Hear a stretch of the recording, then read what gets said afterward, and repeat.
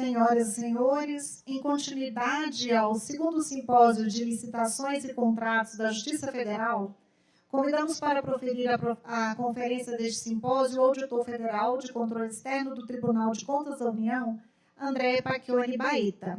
O ministro Benjamin Zimmer, que iria proferir a conferência inaugural, em razão do mau tempo no Rio de Janeiro, impossibilitou a sua vinda a Brasília, e ele pede desculpas e avaliará a oportunidade de realizar a conferência no fechamento do evento.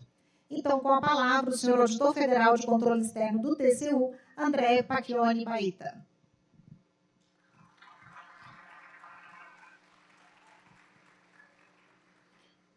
Boa tarde a todos. Boa tarde não, né? Boa noite quase, né? Estamos em dúvida. Colegas, gostaria, antes de mais nada, de cumprimentar todas as autoridades, né, na pessoa da ministra Maria Tereza, pela iniciativa de fazer esse evento. Em nome do ministro Zimmer, né, o ministro está chateado de não ter podido comparecer, teve um problema com o voo, e o ministro Zimmer é um grande incentivador do uso da nova lei. Inclusive, ele é um relator de um processo no TCU que visa avaliar, né, a implantação da nova lei, que estágio que nós estamos. Eu acho que dentro dos próximos meses o TCU deve trazer um primeiro diagnóstico do tema. Bom, o tema que me foi colocado, eu vou tentar fazer essa exposição de forma mais informal, né, tentar passar um pouco das impressões que eu tenho, inovações e desafios da nova lei de licitações e contratos. Bom, eu me lembrei dessa frase do Einstein, né? Uma pessoa que nunca cometeu um erro, nunca tentou nada de novo. Eu acho que essa frase tem tudo a ver com esse momento que a gente vive de implementar a nova lei de licitações, né? A gente vai ter que errar, a gente vai ter que acertar, a gente vai ter que aprender a usar a nova lei, e não vai ser uma missão simples, né? Então, nesse momento inicial, a gente não pode ter receio de errar, a gente tem que tentar, ok? Vamos ter que ter o peito aberto, o coração aberto para começar a usar a nova lei. Eu, como servidor público, estou há 19 anos, vou fazer 20 anos, né, no Tribunal de Contas da União, desde que eu entrei e atuo nessa área de contratações públicas, né? Gosto mais da área de obras públicas, eu sou mais voltado para a temática de obras públicas, mas gosto muito dessa temática de contratações públicas, né? Antes de ir para o Tribunal de Contas da União, estava no Banco Central, fiquei 8 anos no Banco Central, e antes indo no Banco do Brasil, né? A primeira licitação que eu fiz na minha vida foi em 1994, né? Estou há 29 anos usando a Lei 8666, e agora que eu estava aprendendo, mudaram a lei, né? Estava ficando bom de 8666, infelizmente mudaram, né? Então a gente tem que ter o coração aberto, a gente não pode ter receio de tentar o novo. Bom, o que a gente deseja de uma contratação pública, né? Eu acho que a gente tem que entender que a lei de licitações, no fim das contas, é um meio, né, para se chegar a um fim. E a questão finalística de uma contratação pública é simples, né?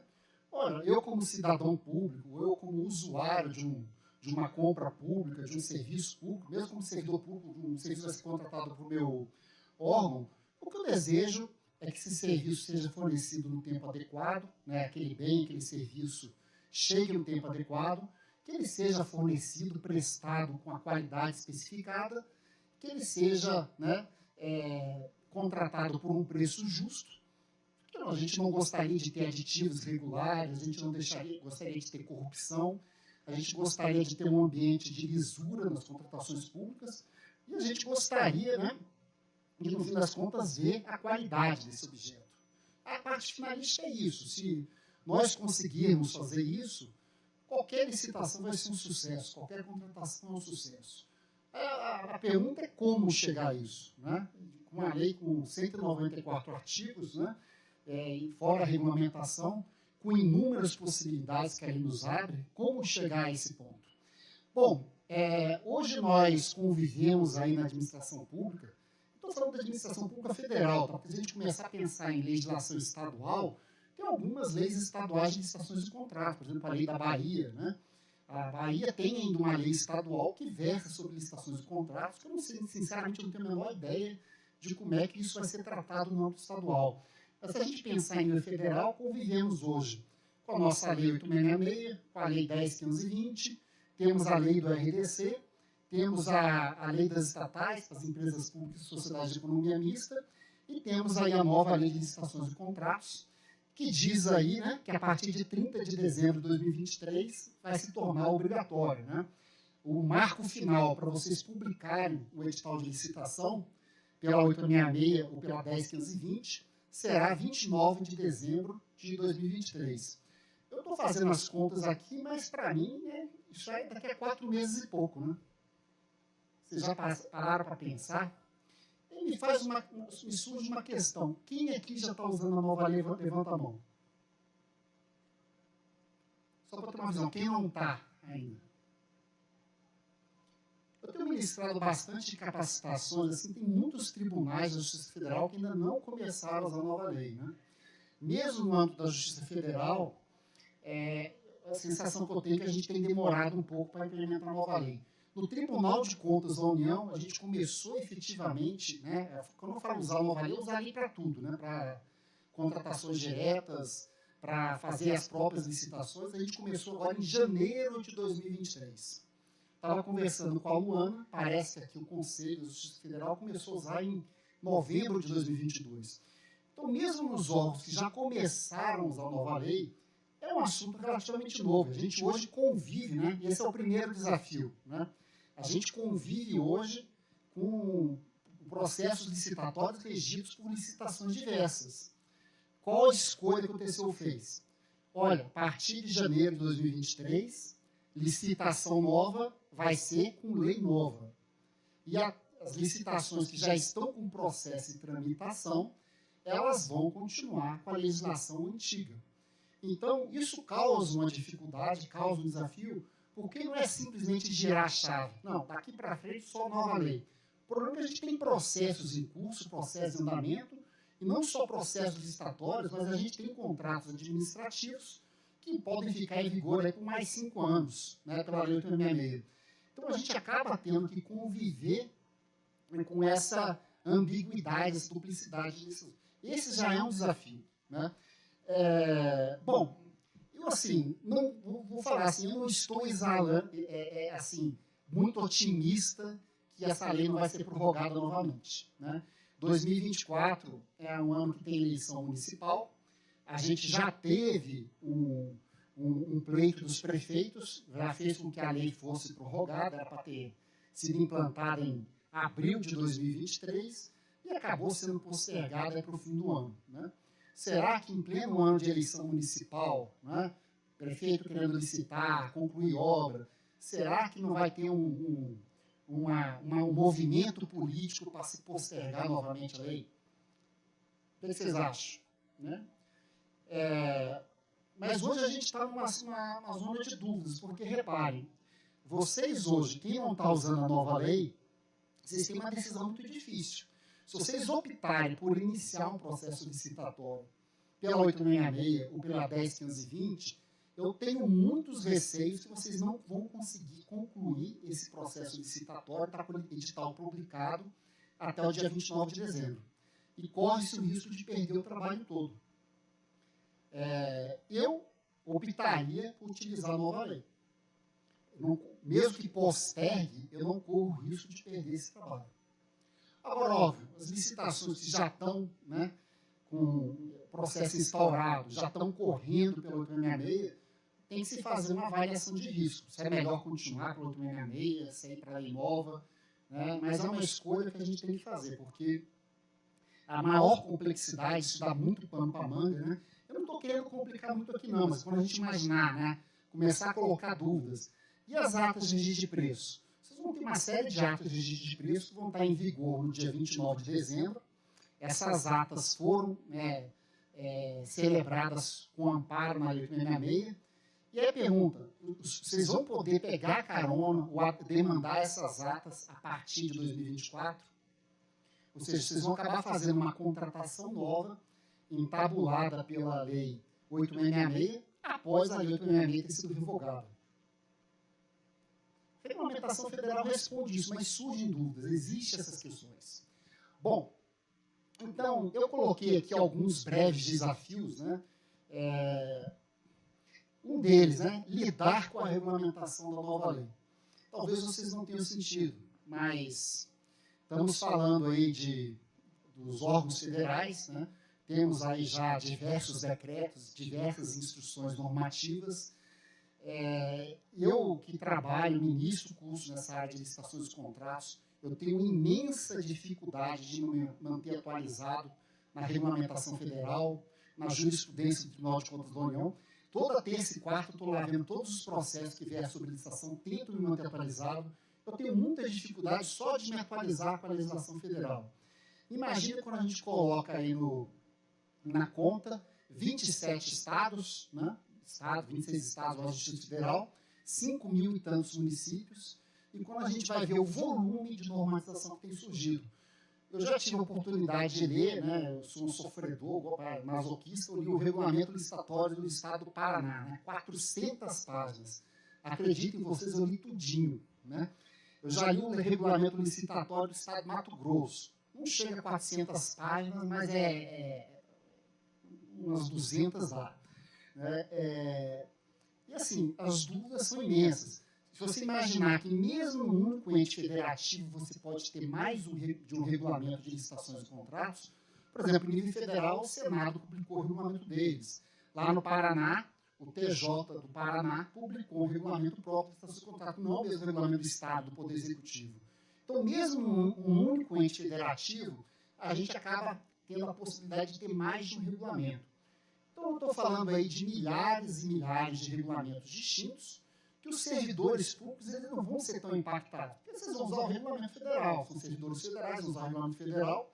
Agora, pense em mim, como auditor do TCU, uma hora eu vou estar fazendo uma auditoria no município que está utilizando recurso federal de convênio para fazer uma obra, eu vou ter que me aprofundar na regulamentação municipal. Imagina as licitantes, né? A empresa que participa de licitações em vários municípios, em vários órgãos, a licitante vai ter que estudar a legislação, a regulamentação da lei no âmbito daquele ente federativo que ela está participando das licitações. Criou-se para a área de licitações e contratos uma dificuldade equivalente ao que a gente tem hoje no direito tributário, né? Se você imaginar a regulamentação de ICMS, regulamentação de ISS, cada município tem o seu. E a construtora que, por exemplo, faz obra em vários municípios, ela está sujeita a recolher o ISS no município do local de prestação de serviço.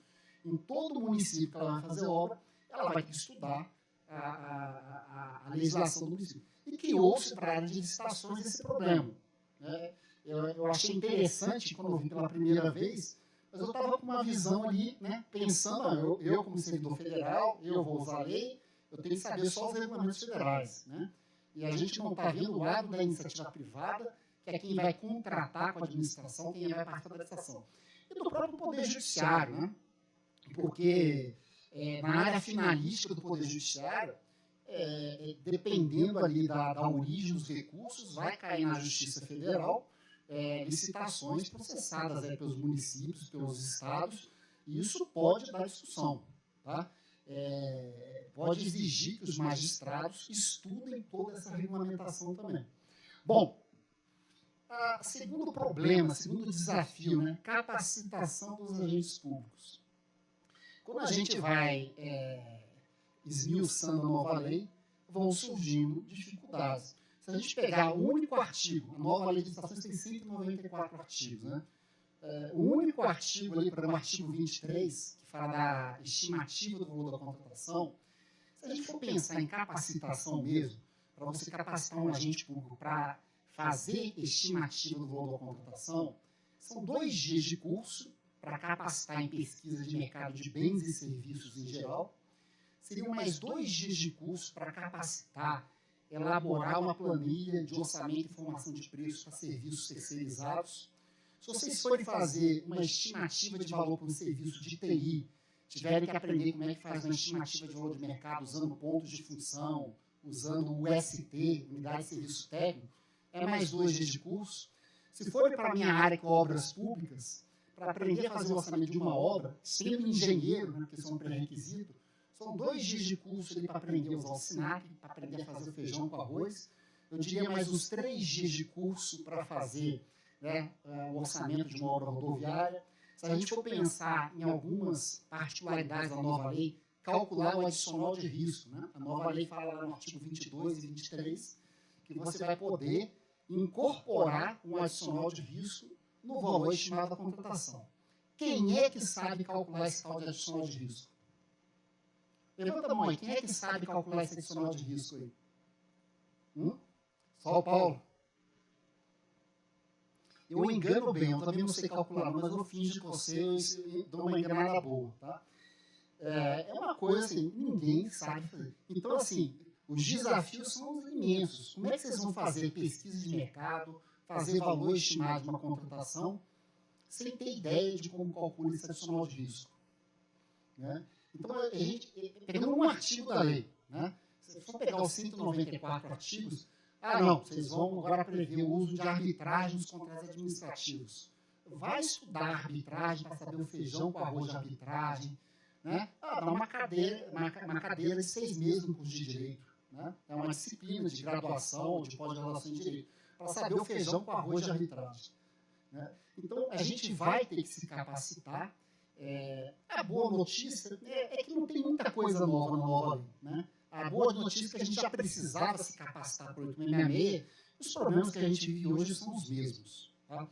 Bom, criação e adaptação de sistemas informatizados. Aí contando um pouco a história do TCU, né? Por que o TCU só começou a usar a nova lei em janeiro de 2023? Sistema. Né? Com que sistema que o TCU vai fazer a licitação? Não tem. Né? Foi implantar o sistema em novembro. Né? Então, o que aconteceu? O TCU, né, eu conversei com o Evaldo, colega lá do TCU, que é pregoeiro algumas vezes sobre esse tema. Desde que a nova lei foi implementada, né, a administração do TCU tinha o desejo de começar o uso. O primeiro problema foi o tal do Portal Nacional de Contratações Públicas. Aliás, eu faço depois um convite para vocês, né? Quem tiver interesse, entre no PNCP, é só digitar PNCP no Google, o primeiro link vocês vão ter acesso, e façam filtros. Né? Tentem ver ali quantas licitações já tem pela nova lei, tentem ver ali quantos contratos, quantos extratos de contrato, tentem ver ali modalidades licitatórias que estão sendo utilizadas. Vocês vão se surpreender com a quantidade de contratos e licitações. Tá? A última vez que eu fiz esse exercício foi em maio, eu contabilizei 10 mil extratos de contratos já publicados no PNCP. Tem um pouco de ruído nisso aí, porque tem algumas licitações regidas pelo 866, pela 10520, que estão acabando sendo publicadas. Tem um pouco de bagunça no PNCP. Até as próprias empresas estatais estão publicando as suas contratações no PNCP. Mas a verdade é sim, tem milhares de contratações feitas pela nova lei. É um caminho interessante para quando a gente quiser usar a nova lei. Não, vou ter que fazer um termo de referência de um serviço terceirizado. Como é que faz? Olha, tem bastante material no PNCP para vocês se basearem. Bom, mas a gente precisa de sistema. Então, o primeiro desafio que o TCU enfrentou foi exatamente que a gente não conseguia publicar o extrato do contrato no PNCP, que era uma condição para eficácia. Isso gerou um problema. O Tribunal de Contas da União acabou se manifestando, tem um acordo que eu não vou me lembrar o nome, o número de 2022, o TCU falou assim, olha, enquanto não estiver conseguindo cadastrar, né, mandar a informação para o PNCP, publica lá o extrato do contrato no Diário Oficial, está valendo. E aí a unidade técnica do TCU, a administrativa do TCU, começou a usar a nova lei exclusivamente para processos de dispensa por valor. Foi o primeiro uso que foi feito. A gente desejava começar a fazer os novos certames licitatórios a partir aí de outubro, novembro, mas a gente esbarrava num problema que não tinha o sistema. Então o TCU achou por bem, por segurança, esperar a publicação da AN 73 de 2022, que é a norma que regulamenta os critérios de julgamento pelo menor preço, maior desconto, porque ali teve a baliza geral dos sistemas, ali deu para saber como é que ia ser o sistema, e isso permitiu finalmente que o TCU montasse o seu edital padrão ali para pregões, para instrumentos, né, para concorrência de menor preço, e que a gente começasse a usar a nova lei. Acabou se definindo que ia começar em janeiro de 2023, os modos que eu falei. Né? Bom, essa questão da regulamentação me faz surgir uma pergunta, ainda mais que eu estou no Poder Judiciário. Né? Quem é que diz que essas instruções normativas valem para o Poder Judiciário? Vale? Vale não, né? Decreto do Presidente da República dá para falar que vale, né? O Presidente da República está regulamentando, está exercendo o poder do artigo 84 da Constituição Federal, sim. Está exercendo o poder regulamentar, decreto vale. Mas a instrução normativa da Secretaria de Gestão vale para o Poder Judiciário? E como é que vocês vão usar a nova lei? Com que regulamentação? Vão aplicar por analogia? A regulamentação ela tem alguma dificuldade, tem algumas questões que surgem no Poder Judiciário. Bom, resistência às mudanças.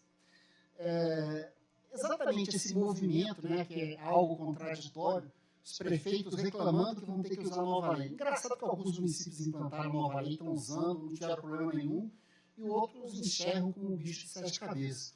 E, na verdade, a nova lei de licitações seria a solução para esse município. Na verdade, o que a nova lei de licitações promete é dar celeridade nos certames licitatórios, né, melhorar a eficiência da administração. Os prefeitos têm que estar brigando para usar a nova lei, não para postergar a nova lei. E a gente, não sei porquê, vem tendo algum tipo de resistência. Eu até entendo esse tipo de resistência, mas né, a gente vai ter que vencer esses preconceitos. Essa lei boa é lei velha, né? É um outro desafio. Porque, assim, a Lei 8.666 tem inúmeros defeitos, mas ela tem uma qualidade, né? Ela é uma lei muito estudada, muito interpretada, tem jurisprudência dos tribunais superiores, tem jurisprudência do TCU. Então, para tudo que vocês me perguntarem, eu vou lá e acho um acordo. Impressionante como a gente acha hoje acordo no TCU para tudo que a gente quer.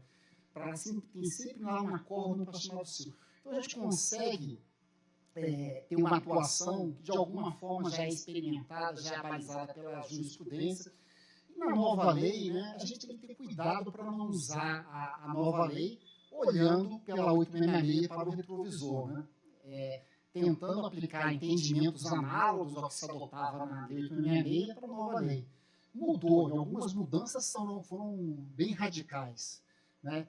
Fica muito claro, por exemplo, o TCU tinha uma súmula 263, que falava de critérios de habilitação técnica operacional. E falava que você só podia exigir atestados para aqueles serviços que forem materialmente relevantes e, grifo, né, e tecnicamente relevantes. A nova lei, por exemplo, mudou um conectivo. Em vez de colocar e, colocou ou. Né? Então, você só pode exigir atestado de serviço tecnicamente ou materialmente relevante. Uma simples interjeição muda muita coisa. Né? Isso vai acabar interferindo na jurisprudência. Então, a gente tem que, de alguns casos, eu vejo que a jurisprudência do TCU foi prestigiada, poderia aqui enumerar inúmeros pontos da nova lei que acabou positivando a jurisprudência do TCU.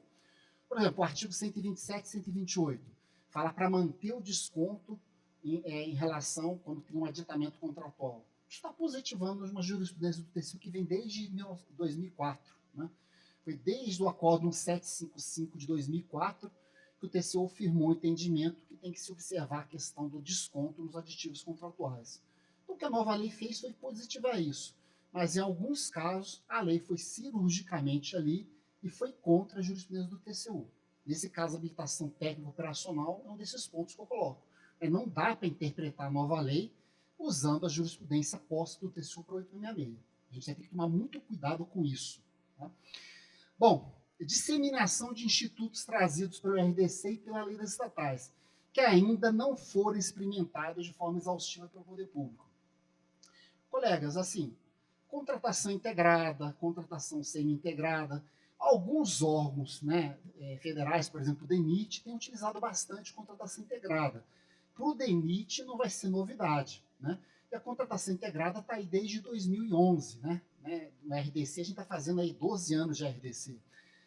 Agora, o Poder Judiciário, que me conste, eu nunca ouvi falar de uma contratação integrada feita pelo Poder Judiciário. Talvez na época de pandemia aí, que foi possível fazer RDC para todas as contratações, mas eu não tive notícia, para falar a verdade é essa. Né?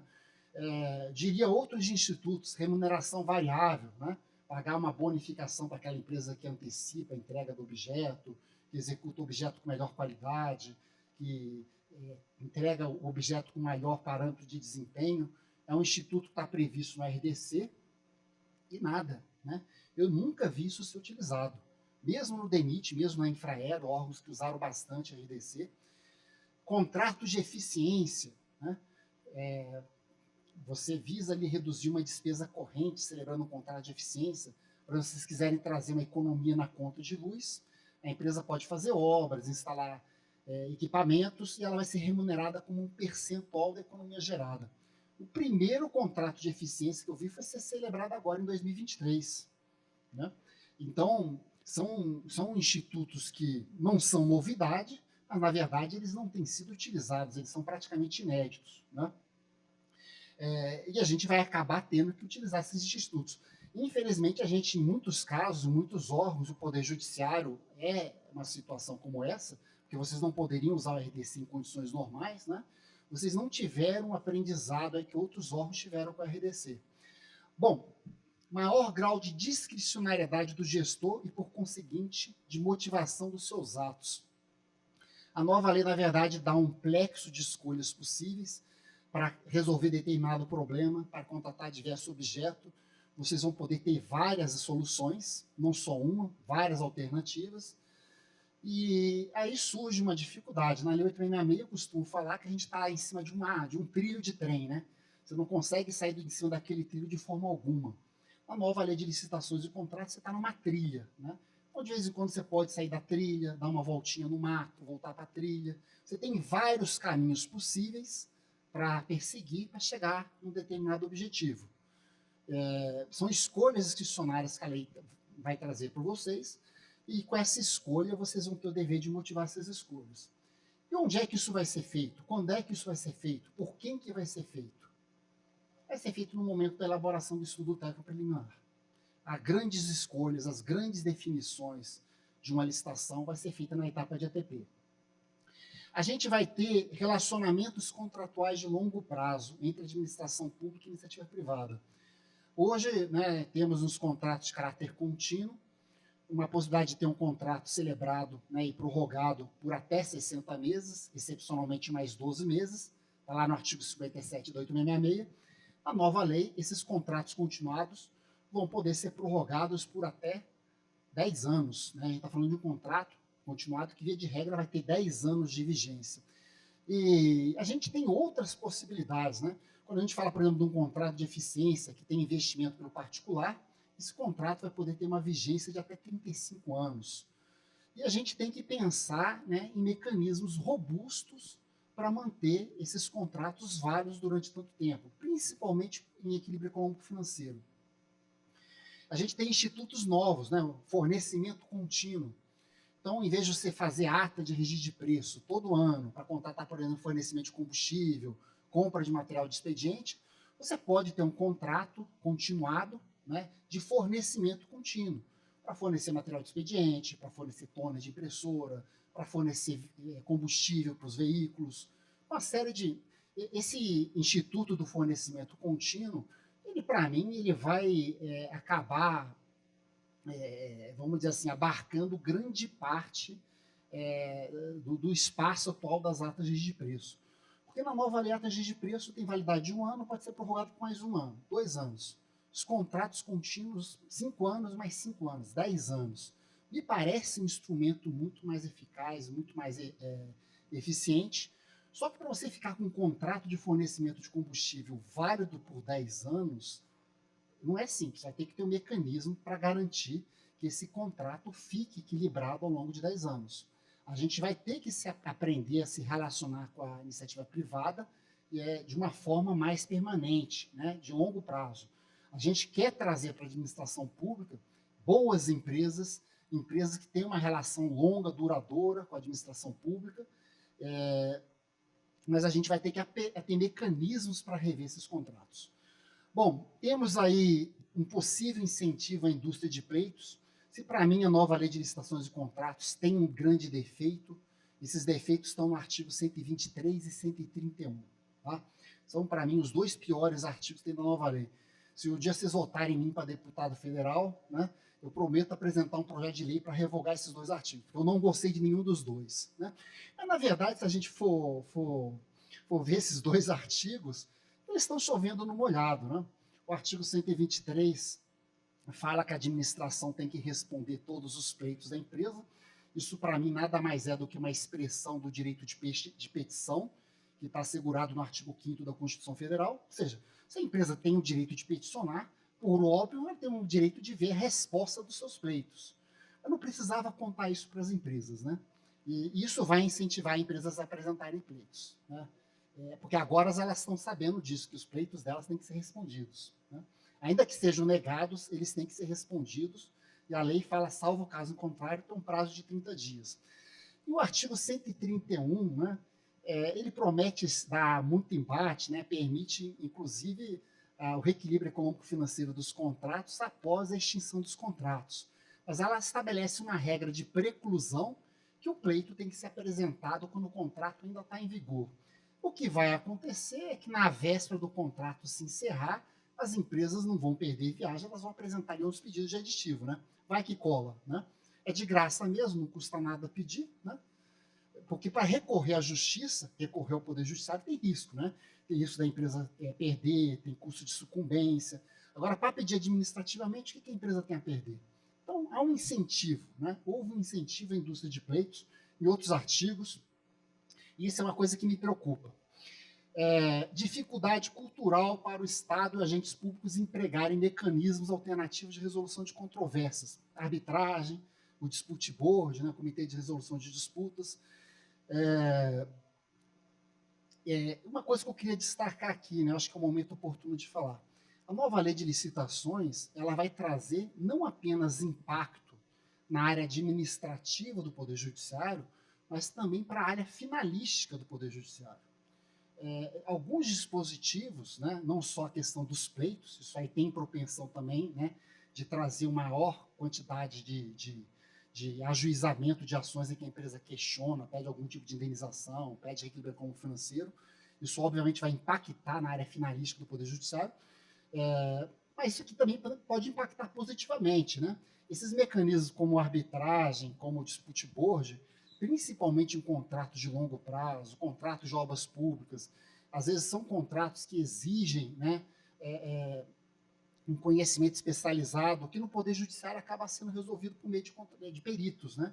Você vai ter que ter a prova pericial, e é um processo judicial que acaba se prolongando aí por anos, por décadas. É um processo que costuma ser tormentoso.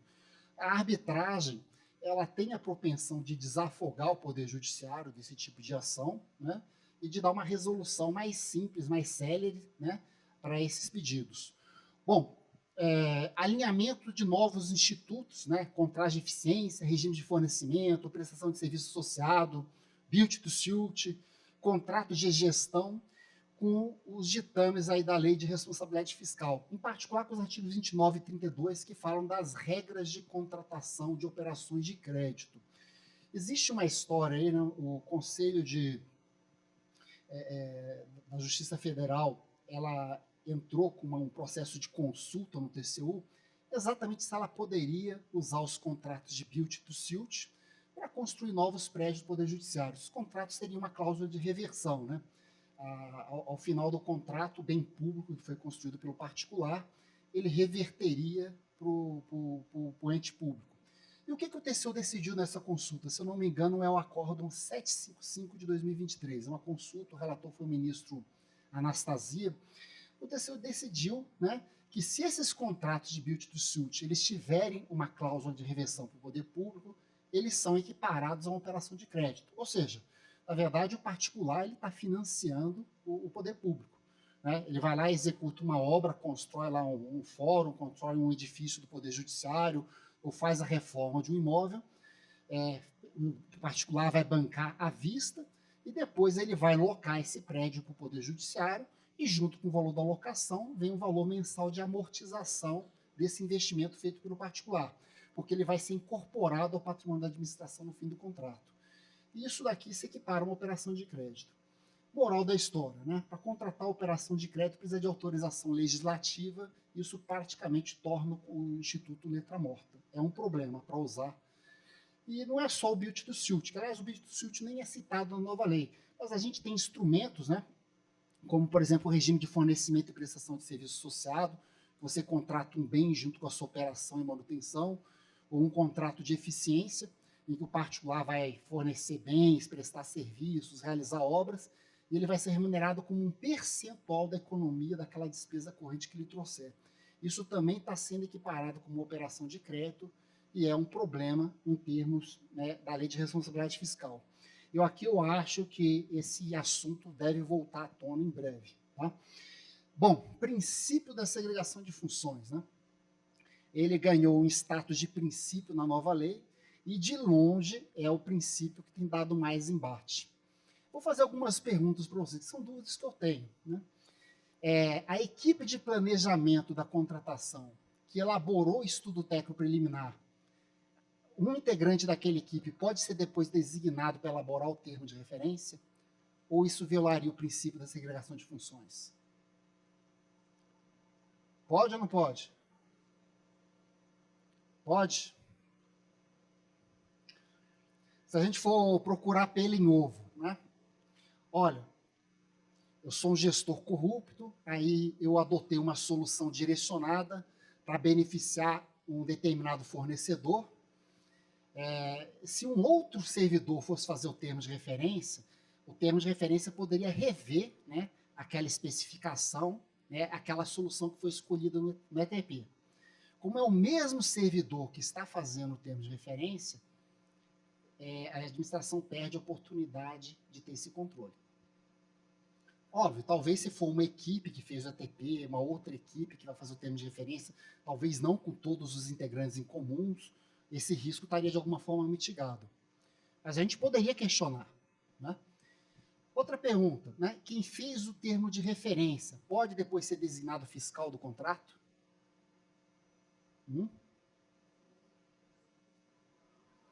Pode? Estou só perguntando.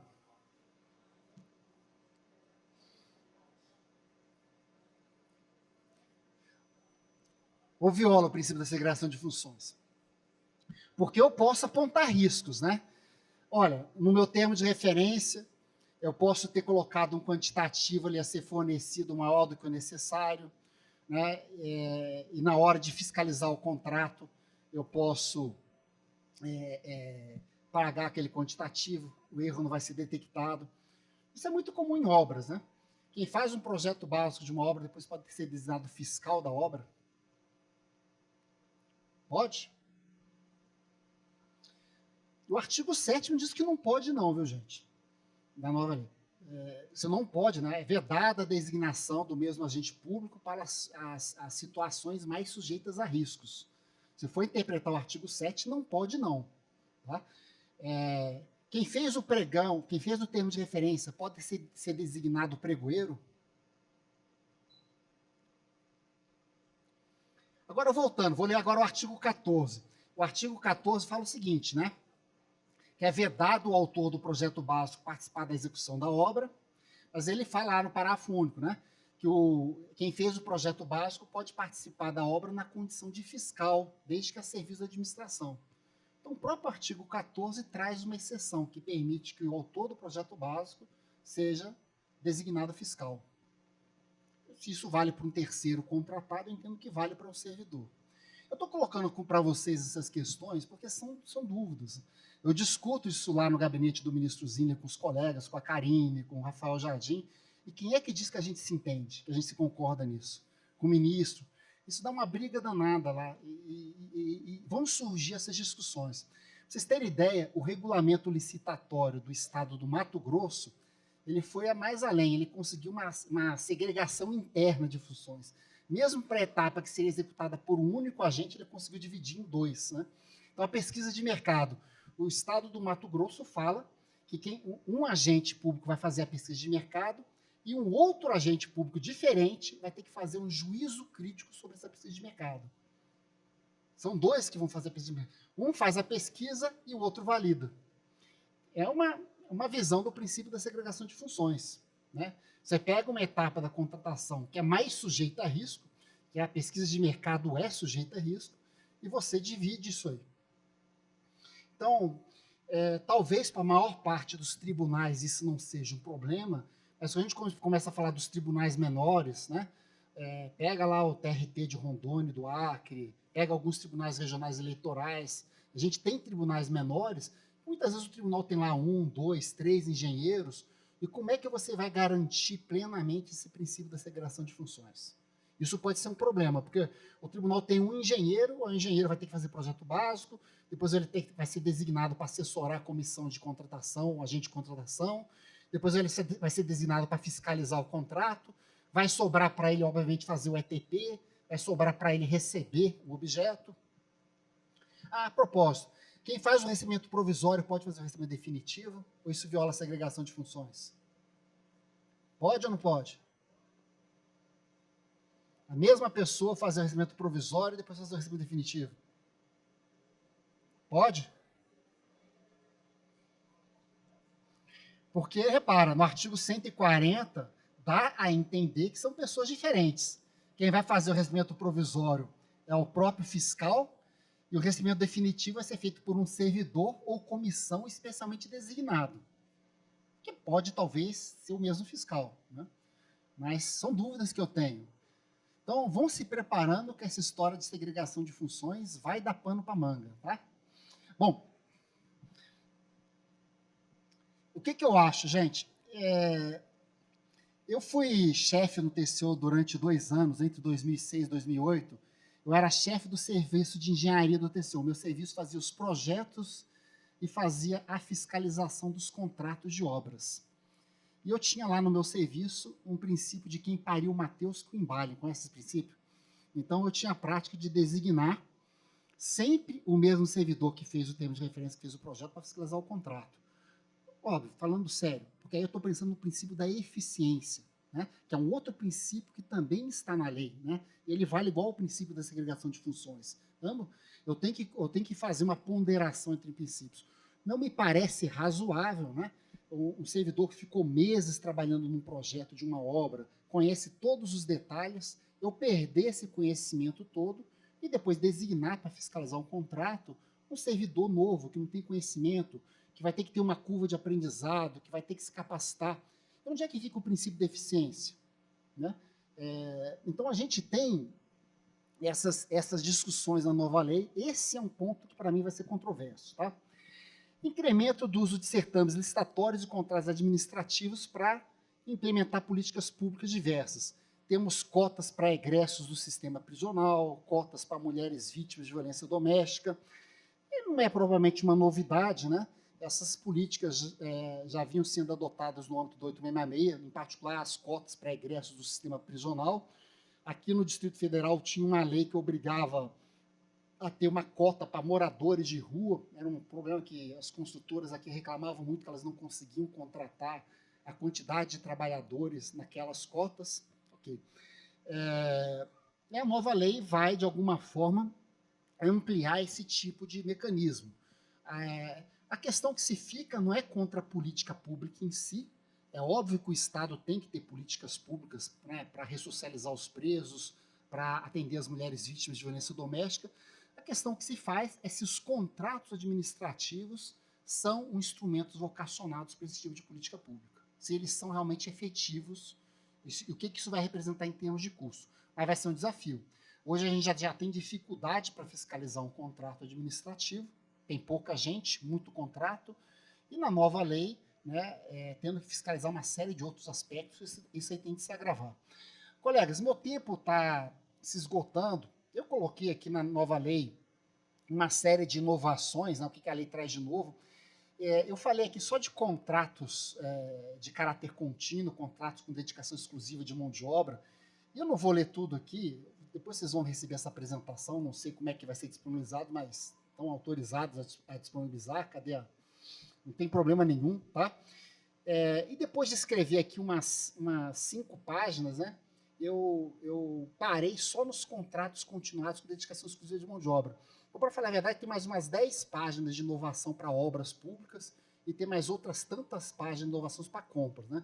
Era capaz de eu ficar aqui uns 2 dias só falando das inovações dos 194 artigos, tá? Tem muita. Né? A gente tem desafios, mas tem muita inovação. Né? Essa parte de contrato contínuo, só o fato de você já poder celebrar o contrato com 5 anos de prazo inicial de vigência e depois prorrogar mais uma vez por até 5 anos, totalizando 10 anos, a gente está falando aí em reduzir pela metade a quantidade de licitações no Poder Judiciário. Ou vocês têm que licitar um contrato de 5 em 5 anos, vocês vão agora licitar de 10 em 10 anos. E se a gente for falar em termos de esforço para prorrogar um contrato, os contratos hoje geralmente são feitos em prazo de 12 meses, né? Então vai ter que prorrogar o contrato de 12 em 12, 12, 12. Em 60 meses vocês vão prorrogar 4 vezes um contrato. E ainda pode prorrogar uma 5ª vez. Na nova lei de licitações de contratos, vocês vão fazer né, na melhor das hipóteses, uma prorrogação ao longo de 10 anos. Então tem muitos ganhos, muitas melhorias, muitas vantagens, e eu acho que a gente esperou demais para usar a nova lei. Ok? A gente tem, na nova lei, para ilustrar essa questão das escolhas, né? Vamos usar um exemplo aqui, né? Eu quero instalar um sistema de geração fotovoltaica aqui para o Conselho de Justiça Federal. Tem já? Já tem? O STJ já tem. Aqui ainda não tem, não. Isso é uma obra, é um serviço de engenharia ou é um fornecimento de bem com instalação?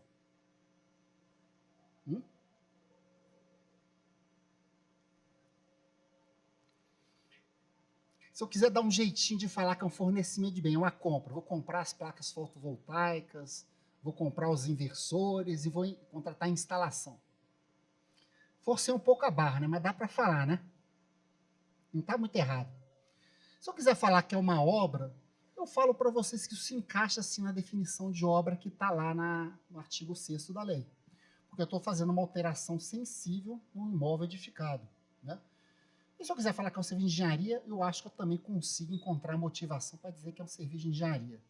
Na verdade, assim, essas definições de obra, serviço de engenharia, elas são definições ali que tem bastante imprecisão, tá? Bastante zonas cinzentas, zonas de confluência.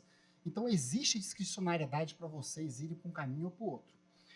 Bom, mas vamos dizer que eu disse que é um serviço de engenharia. Vou acolher a sugestão da nossa colega. Serviço de engenharia. Vou contratar por pregão ou por concorrência? É um serviço comum, né? Pelo amor de Deus, não é especial, não é, tá? É um serviço comum. Vou contratar por pregão ou por concorrência? Podia ser concorrência, tá?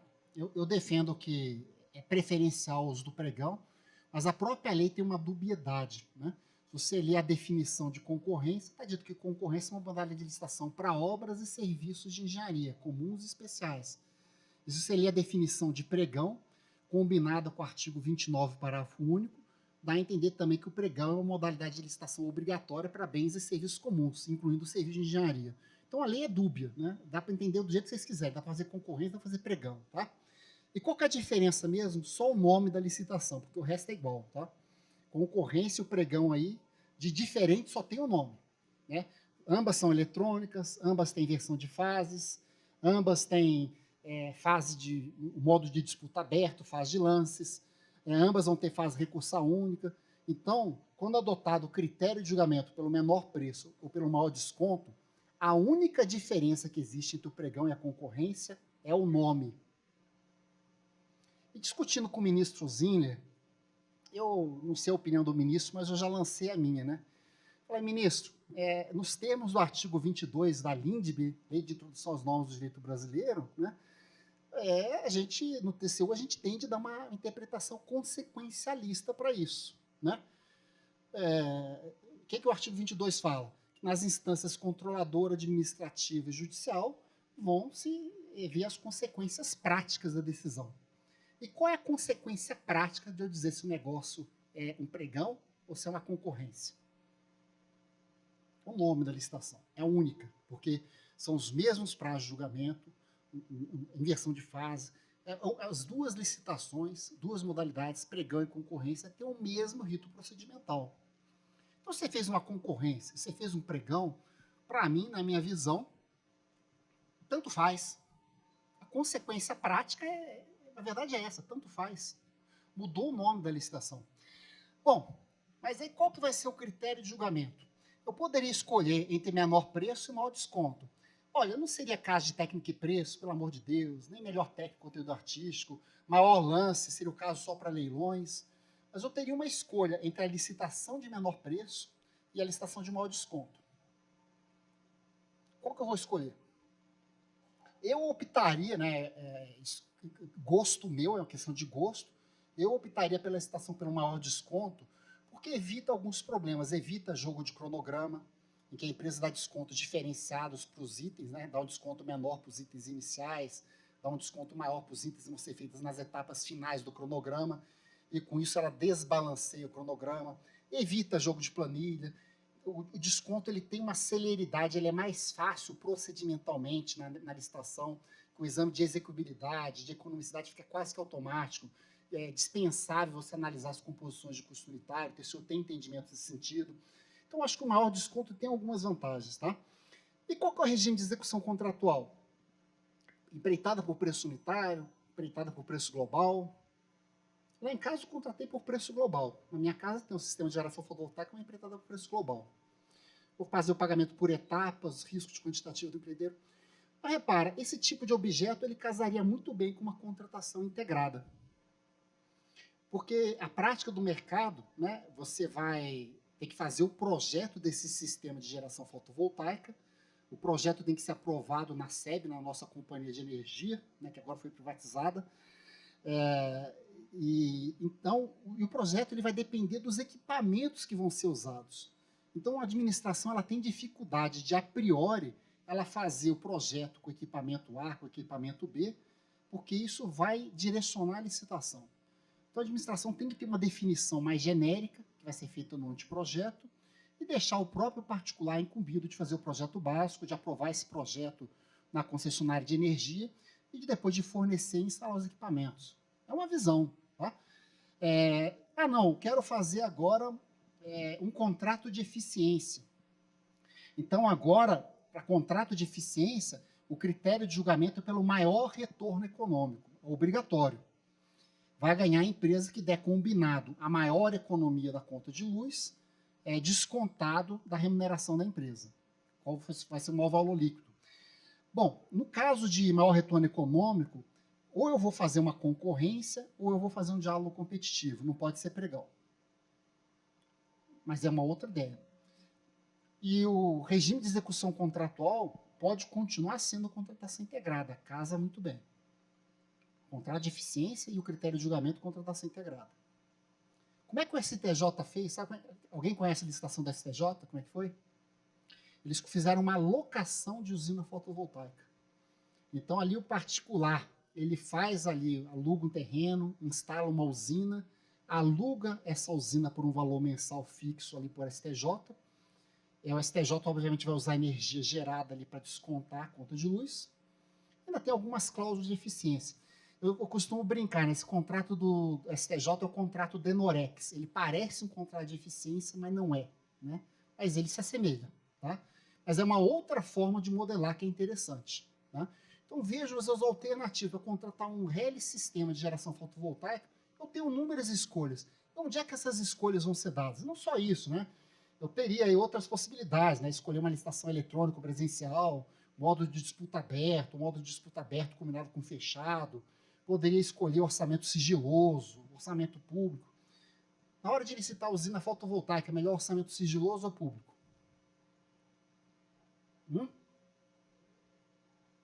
Público? Eu também concordo, né? Mas por quê? Vocês vão ter que motivar isso, né? Remuneração variável. Né? Valeria a pena pagar uma bonificação para a empresa que antecipasse a entrega do objeto?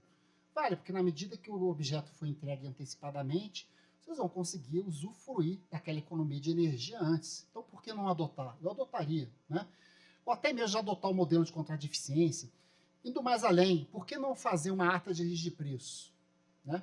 Então, eu sou do TRT da 5ª região, TRT da Bahia. Né?